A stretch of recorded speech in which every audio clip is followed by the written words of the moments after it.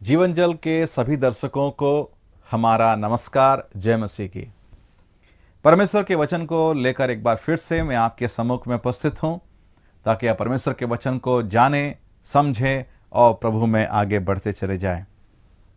मैं पिछले दिनों में एक ऐसे व्यक्ति से मिला था जो प्रभु यीशु मसीह के वचन को सुनकर काफ़ी प्रभावित था और प्रभु यीशु मसीह के हर एक बातों पर विश्वास करता था।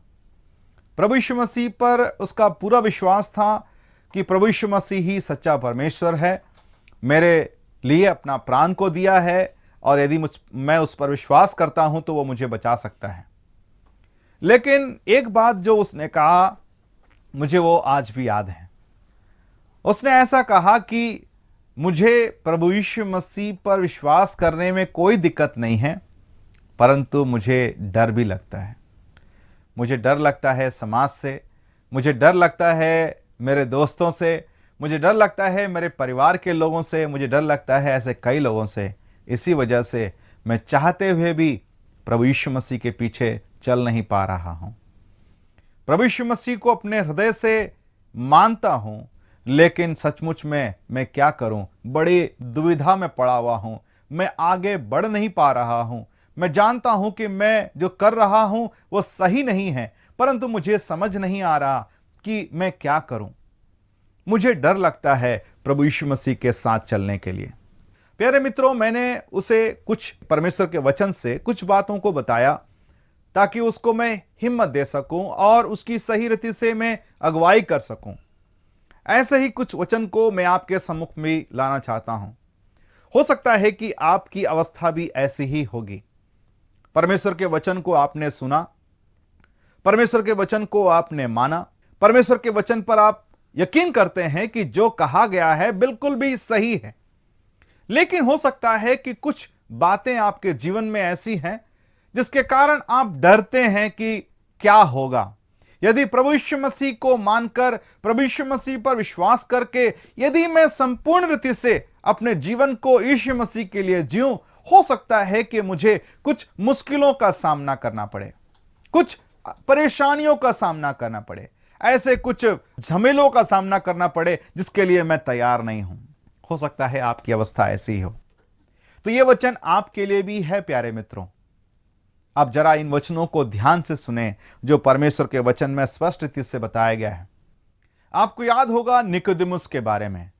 निकोदेमुस पर एक ऐसा व्यक्ति था जो परमेश्वर के वचन को जानने वाला और फरीसियों में एक बड़ा नाम था, एक बड़े स्थान पर वो रहता था। लेकिन परमेश्वर के वचन में हम पढ़ते हैं कि वो रात के समय प्रभु यीशु मसीह से मुलाकात करने आया। मैं ऐसा सोचता हूं कि शायद कंबल ढांक कर आया होगा। मेरा कहने का अर्थ यह है कि उसके मन में काफी डर होगा कि कहीं कोई देख तो नहीं रहा, कहीं मुझे कोई देख ले तो क्या होगा, कहीं मेरे परिवार के लोग ये जान ले कि मैं प्रभु पर विश्वास करके बढ़ रहा हूं तो मेरा क्या होगा, मेरे समाज मेरे साथ में कैसे बर्ताव करेगी। कई ऐसे सवाल उसके मन में आया होगा। लेकिन परमेश्वर के वचन में से मैं कुछ बातें आपको मैं अगुवाई करना चाहता हूं। प्यारे मित्रों, चाहे आप किसी बात से डरते हो, दोस्तों से, समाज से, परिवार के लोगों से, अपने नौकरी जहां आप नौकरी करते हैं वहां से, या जहां पर आप पढ़ाई करते हैं वहां पर, या जहां कहीं भी और जिस किसी क्षेत्र से या जिस किसी विषय को लेकर आप डरते हैं, तो मैं आपको एक वचन स्मरण दिलाना चाहता हूं। जरा आपके पास यदि बाइबल है तो जरा उसको निकालेंगे। नीति वचन 29 अध्याय और उसका 25वां पद। मनुष्य का भय खाना फंदा हो जाता है, परंतु जो यहोवा पर भरोसा रखता है वह ऊंचे स्थान पर चढ़ाया जाता है। वचन में लिखा गया है, मनुष्य का भय खाना फंदा हो जाता है। हां प्यारे मित्रों, मनुष्य का भय खाना फंदा हो जाता है। फंदा मतलब एक प्रकार का जाल है ना। आमतौर पर चिड़िया को फंसाने के लिए या अलग अलग जानवरों को फंसाने के लिए लगाया जाता है फंदा। जैसे ही जानवर या पक्षी उसमें आते हैं तुरंत फंस जाते हैं और बेचारे पूरी तरह छटपटाते छटपटाते बिलखते हुए मर जाते हैं। परमेश्वर का वचन कहता है कि मनुष्य का भय मानना एक फंदा के बराबर है और परमेश्वर पर भरोसा करना, इसका मतलब होता है वह ऊंचे पर चढ़ाया जाता है, वह ऊंचाई पर जाता है। प्यारे मित्रों, मैं आपको इसलिए बताना चाहता हूं क्योंकि परमेश्वर का वचन हमेशा इस बात को हमें हियाव देता है, इस बात को हमें प्रोत्साहित करता है कि हम परमेश्वर पर भरोसा करते हुए, प्रभु यीशु मसीह पर भरोसा करते हुए हिम्मत के साथ में अपने कदम को आगे बढ़ाएं। कई बार ऐसे ख्याल हमारे मन में आती हैं, कई प्रकार के डर हमारे मन में आता है, कई प्रकार की बातें आती हैं, लेकिन परमेश्वर का वचन हमें बार बार हियाव देता है। एक और वचन मैं आपके ध्यान में लाना चाहता हूं, जरा से उस पद को भी जरा पढ़ेंगे। लूका रचित सुसमाचार उसका 12 अध्याय और उसका 4 पद, उसमें ऐसा लिखा गया है, परंतु मैं तुमसे जो मेरे मित्र हो कहता हूं, जो शरीर को घात करते हैं परंतु उसके पीछे और कुछ नहीं कर सकते, उनसे मत डरो। क्या लिखा गया है? जो शरीर को घात करते हैं उनसे मत डरो। लेकिन किससे डरना है? जो प्राण को घात करता है। वो कौन है? वो है सच्चा परमेश्वर। हो सकता है कई बार हम प्रभु के मार्ग में चलने के समय कई प्रकार की अड़चनें आ सकती हैं, कई प्रकार की रुकावटें आ सकती हैं, कई लोग हमारा बहुत कुछ नुकसान भी पहुंचा सकते हैं, लेकिन परमेश्वर का वचन कहता है उनसे मत डरना जो शरीर को घात करते हैं, जो संसारिक तौर पर हमें कुछ हानि पहुंचा सकते हैं। लेकिन डरना हमें किस लिए है? डरना हमें केवल उससे है जो हमारे प्राण को हानि पहुंचा सकता है, और वो है हमारा परमेश्वर। तो परमेश्वर ने यहां पर एक प्रकार का एक ऐसा चित्र को हमारे सम्मुख में प्रस्तुत किया है कि तुम किससे डरोगे? वो जो शरीर को घात करते हैं या वो जो प्राण को घात कर सकता है? दुनिया में कई बार ऐसे मौके आते हैं कि हम परमेश्वर के अलावे या परमेश्वर को एक किनारा करके कई प्रकार के समझौते में पड़कर कई बार हम समझौता कर लेते हैं, अरे चलेगा, कोई बात नहीं, चलेगा, हमको रहना है समाज में, हमको जीना है, हमको उनको प्रसन्न करना है, हम उनको दुख नहीं देख सकते, हम उनको परेशान नहीं कर सकते, हम ऐसे हैं वैसे हैं। कई प्रकार के बहाने मारकर, कई प्रकार के समझौते के साथ अपने जीवन को उसी झूठ में बिताते रहते हैं, उसी दलदल में बिताते रहते हैं, वहां से निकलना नहीं चाहते, उस जगह से बाहर निकलना नहीं चाहते। हालांकि परमेश्वर की अद्भुत ज्योति को आपने चख लिया है, परमेश्वर के उस मधुर वचन को सुनकर अपने जीवन में ज्योति को पा लिया है, इसके बावजूद भी उस दलदल से निकलने के लिए आप सोचते रहते होंगे। कई बार इंसान की हालत ऐसी ही होती है, उसी दलदल में पड़े हुए, उसी जीवन को बिताते हुए, उसी माहौल में बढ़ते हुए, उसी प्रकार का एक संगति को रखते हुए वहां से उभरना नहीं चाहते, वहां से निकलना नहीं चाहते, और यदि मौका मिले तो कई प्रकार के बहाने मारते हैं। परमेश्वर का वचन पता है उस विषय में क्या कहता है? याकूब उसका 4 अध्याय और उसका 4 पद को यदि आप ध्यान दें, उसमें ऐसा लिखा गया है, हे व्यभिचारिणियों, क्या तुम नहीं जानती कि संसार से मित्रता करनी परमेश्वर से बैर रखना है? सो जो कोई संसार का मित्र होना चाहता है वह अपने आप को परमेश्वर का बैरी बनाता है। क्या बताया गया है? जो संसार का मित्र बनना चाहता है वो परमेश्वर को अपना बैरी बनाता है। इसका मतलब क्या है प्यारे मित्रों? इसका मतलब परमेश्वर यह कहना चाह रहा है कि तुम अपने लिए चुन लो कि तुम किसका मित्र बनना चाहते हो, संसार का या मेरा। संसार का यदि तुम मित्र बनते हो तो मेरे बैरी बन सकते हो, मेरा दुश्मन बन जाओगे, मेरे शत्रु बन जाओगे। प्यारे मित्रों, आज एक बार फिर से परमेश्वर का वचन आपको इस बात का स्मरण दिलाना चाहता है, आप किसके साथ हैं। यदि आपने सच्चाई को जाना है, यदि आपने प्रभु यीशु मसीह को पहचान लिया है, यदि वो अद्भुत ज्योति को आपने अपने जीवन में समझ लिया है, तो क्या ऐसी बातें हैं जो आपको रोकती हैं? कई लोग कहते हैं, प्यारे भाई, ब्रदर, हम प्रभु में बढ़ना तो चाहते हैं, लेकिन कई बार हम डरते हैं कि कहीं हम सताए ना जाएं, हमें दुख ना दिया जाए, हमारे जीवन में कई प्रकार के मुश्किलों का सामना ना करना पड़े। हमको डर लगता है कि कहीं हमारे ऊपर में सतावट ना पड़े।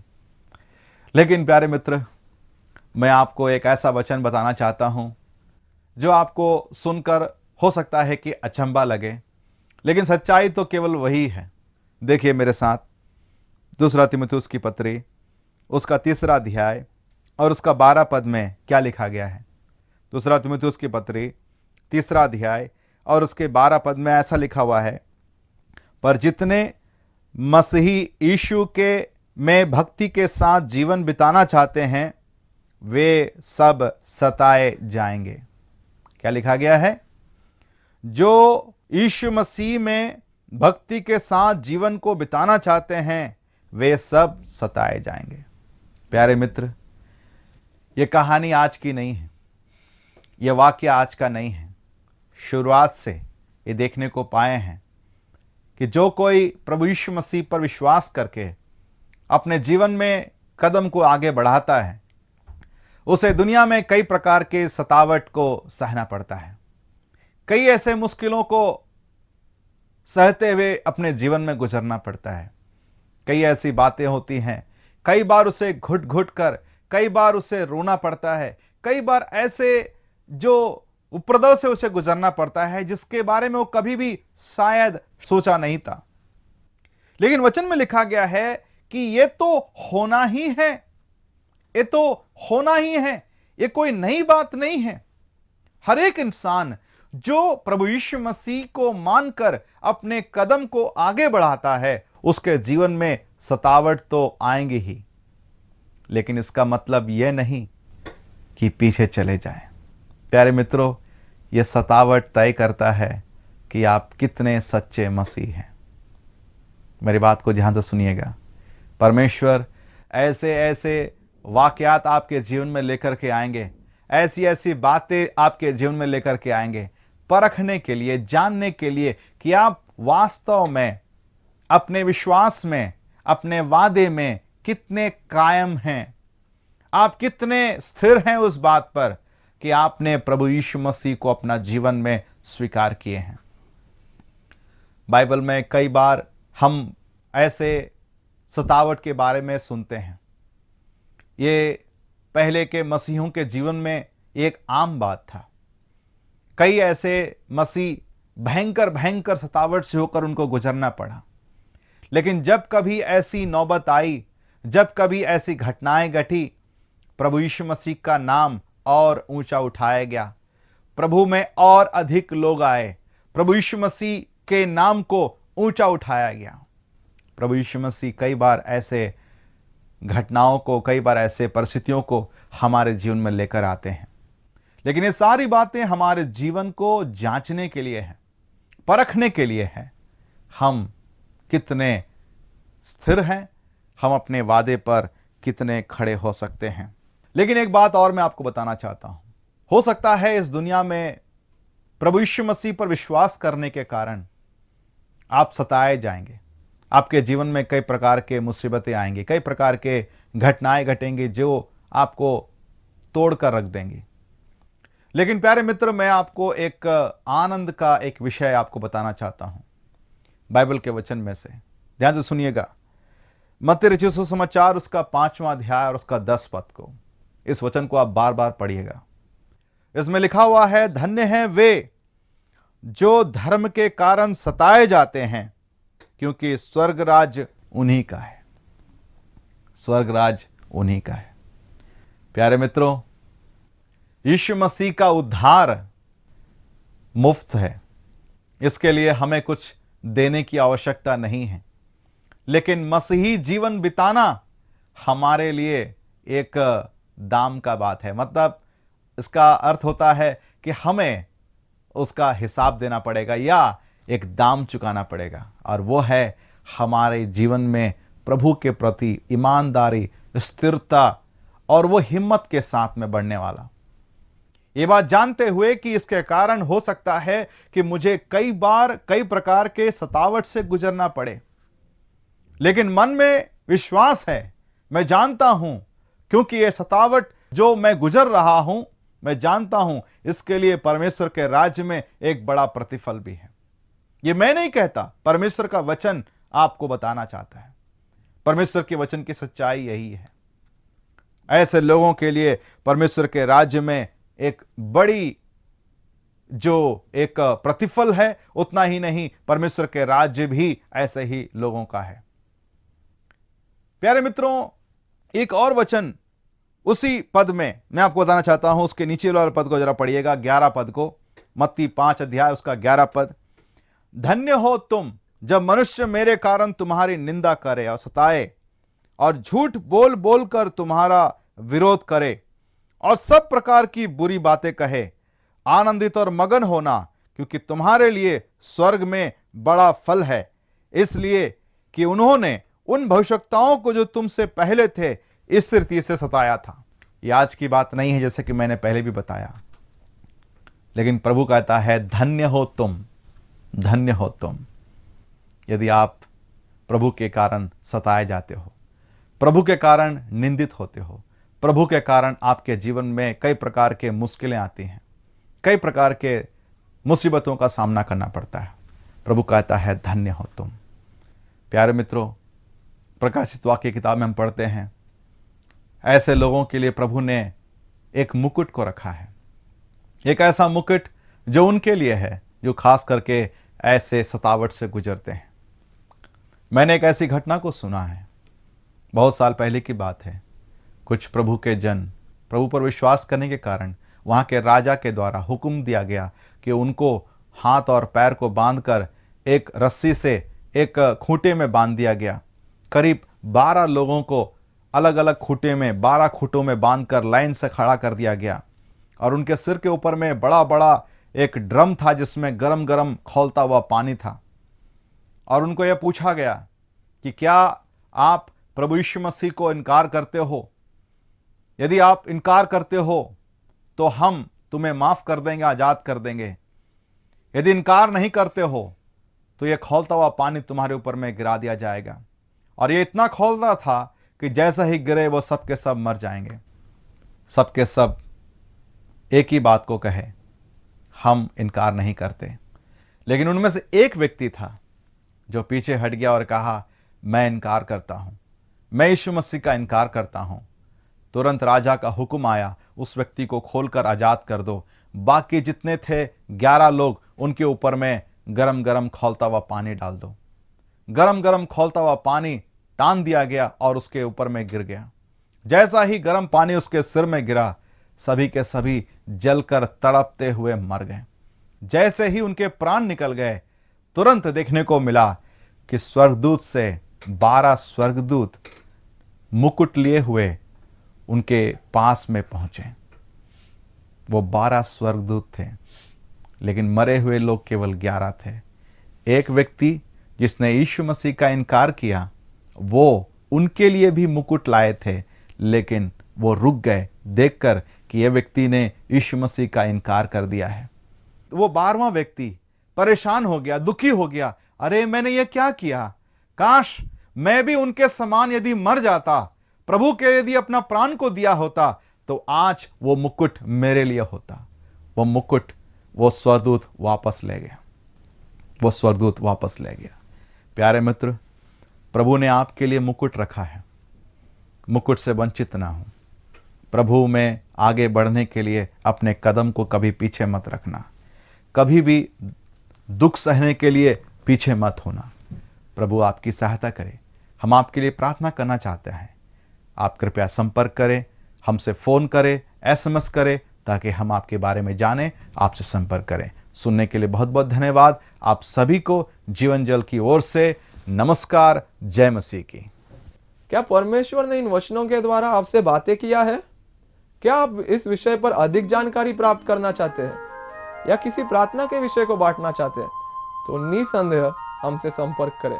हमारा पता जीवन जल सुसमाचार प्रसारण, नव भावना 422 SVS road, post box number 19161, Prabhadevi, Mumbai 400025। प्रार्थना एवं मुफ्त बाइबल करस्पॉन्डेंस कोर्स के लिए हमें संपर्क करें या अपना नाम और पता SMS कर सकते हैं। Mobile number 098925807744। Email ID gospelbroadcast@yahoo.com। Web address www.lwgb.org।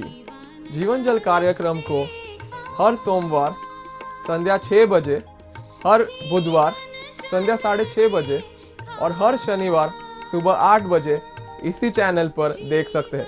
नमस्कार।